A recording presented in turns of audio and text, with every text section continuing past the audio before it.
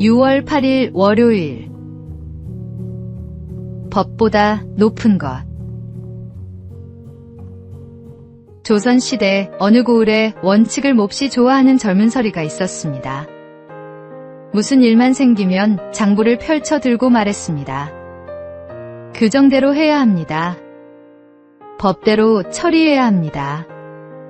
하루는 회의 중 한 사람이 사소한 실수를 하자 그 젊은 서리가 기다렸다는 듯이 벌떡 일어났습니다.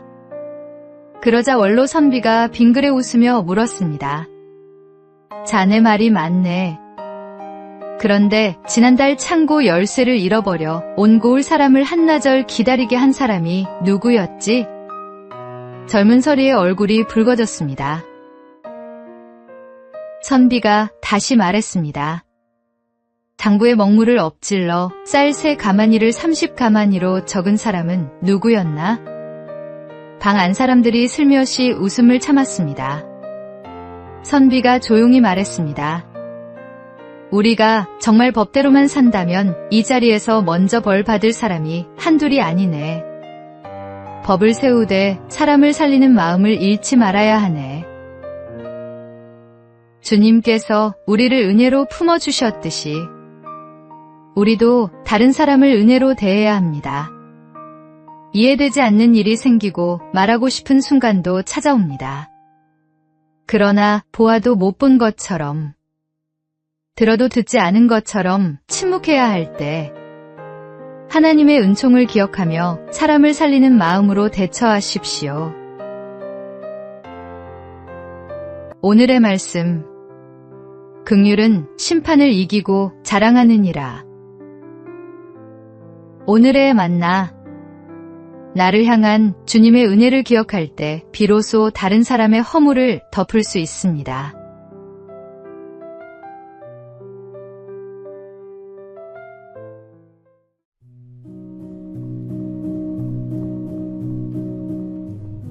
(6월 9일) 화요일. 내려온 사랑. 한 왕자가 말을 타고 사냥을 가던 길에 빈민촌을 지나게 되었습니다. 그곳에서 그는 아름답고 순수한 한 여인을 만났습니다. 왕궁으로 돌아온 뒤에도 왕자는 그 여인을 잊을 수 없었습니다. 왕자의 마음에는 고민이 생겼습니다. 신분의 차이가 두 사람 사이에 아무 문제가 되지 않는다는 것을 어떻게 전할 수 있을까? 자신의 사랑이 진심임을 어떻게 믿게 할 수 있을까? 마침내 왕자는 한 가지 결심을 했습니다. 그는 왕궁의 화려한 삶을 내려놓고 여인이 사는 시골 마을로 내려갔습니다. 작은 방을 얻어 몫으로 살아가기 시작했습니다. 가난한 사람들과 함께 일하며 그들의 풍습을 배우고 그들의 말을 익히며 그들의 삶 속으로 들어갔습니다. 그렇게 왕자는 낮은 자리에서 살아가며 마침내 그 여인의 마음을 얻었습니다. 예수님께서는 우리를 사랑하시기 위해 하늘의 영광을 내려놓고 낮은 이 땅에 오셨습니다.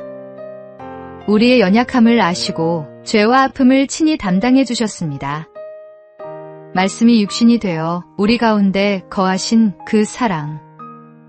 이 땅에 오신 것만으로도 이미 영광을 포기하신 것입니다. 주님은 지금도 우리에게 사랑을 고백하고 계십니다. 이제는 우리가 그 사랑에 응답할 차례입니다. 오늘의 말씀. 그는 근본 하나님의 본체시나 하나님과 동등됨을 취할 것으로 여기지 아니하시고 오히려 자기를 비워 종의 형체를 가지사 사람들과 같이 되셨고. 오늘의 만나. 하늘 보좌를 떠나 우리 곁에 오신 주님 앞에 마음을 낮추십시오. 그 낮아지심이 우리를 자녀 삼으셨고 그 희생이 우리를 살렸습니다.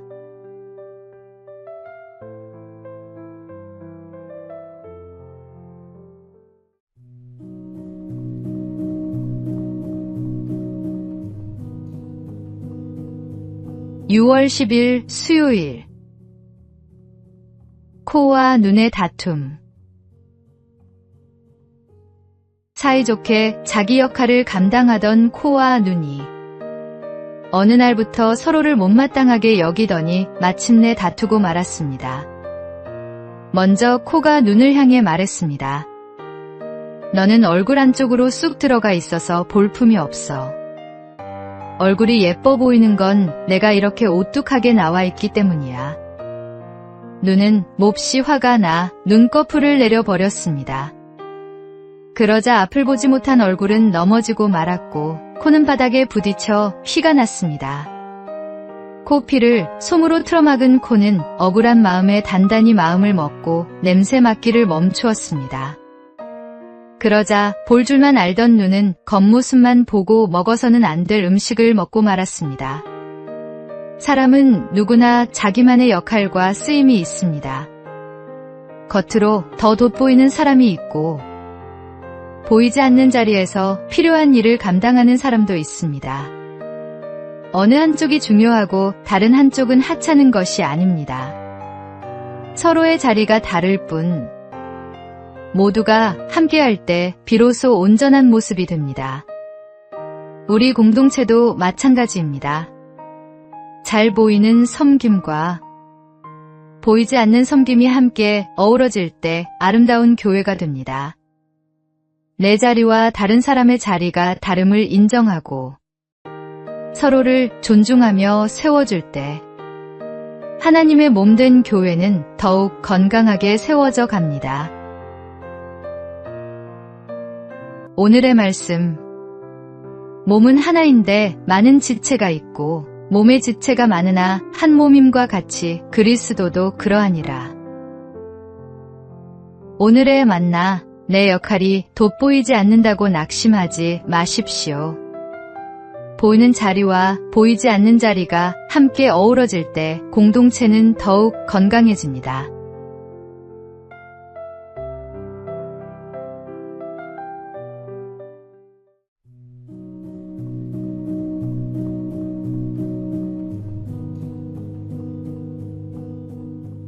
(6월 11일) 목요일.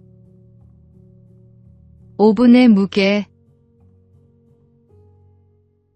도스토예프스키는 29살 때 국가내란 음모 혐의로 체포되어 사형 선고를 받았습니다. 영하의 추위가 몰아치던 겨울날, 그는 형장으로 끌려가 사형 집행을 기다리게 되었습니다. 기둥에 묶인 그의 앞에는 이제 단 5분의 시간만 남아 있었습니다. 그는 그 짧은 시간을 어떻게 사용할지 생각했습니다. 2분은 곁에 있는 친구들과 마지막 인사를 나누는 데 쓰고 2분은 자신이 살아온 지난날을 돌아보는 데 쓰며 마지막 1분은 눈앞에 펼쳐진 하늘과 대지를 바라보는 데 쓰기로 했습니다. 총의 탄환을 장전하는 소리가 들려왔고 죽음의 공포가 온몸을 휘감았습니다. 바로 그 순간 한 병사가 흰 수건을 흔들며 형장으로 달려왔습니다. 시베리아 유형으로 감형하라는 황제의 칙령이 내려졌던 것입니다. 죽음 직전에서 목숨을 건진 그는 그날 이후 마지막으로 주어졌던 5분을 평생 잊지 않았습니다. 그리고 시간을 금쪽같이 여기며 살아갔습니다. 5분 뒤가 없다고 생각해 보십시오.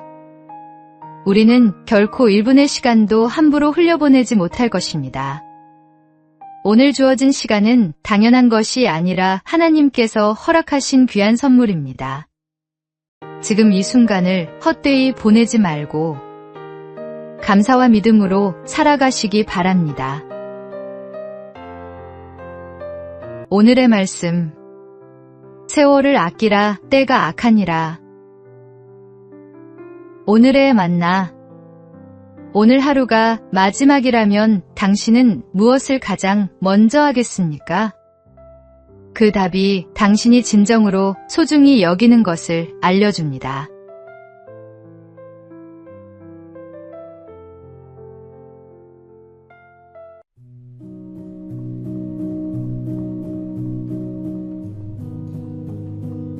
(6월 12일) 금요일. 받은 사랑을 기억할 때 영화 집으로 애는 7살 소년 상우와 시골 외할머니의 이야기가 나옵니다. 도시에서 자란 상우는 형편이 어려워진 엄마를 따라 외할머니 댁에 맡겨집니다. 말도 하지 못하고 글도 읽지 못하는 할머니가 상우에게는 모두 못마땅했습니다. 상우는 할머니의 정성을 쉽게 알아차리지 못했습니다. 치킨이 먹고 싶다고 떼를 쓰자 할머니는 원하는 것이 무엇인지 정확히 알지 못했지만 가진 정성을 다해 달백숙을 끓여 주었습니다.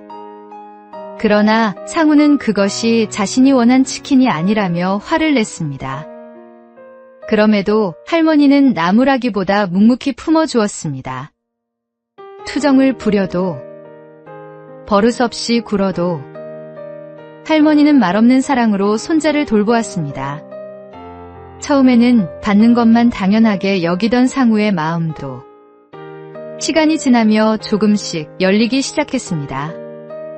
할머니가 아플 때 음식을 챙겨드리고 떠나기 전에는 그림 편지를 남기는 아이로 변해갔습니다.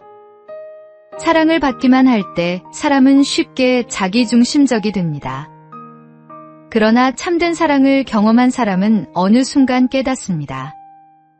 사랑은 많이 받는 것이 아니라 받은 사랑을 기억하고 다시 흘려보내는 것임을 말입니다.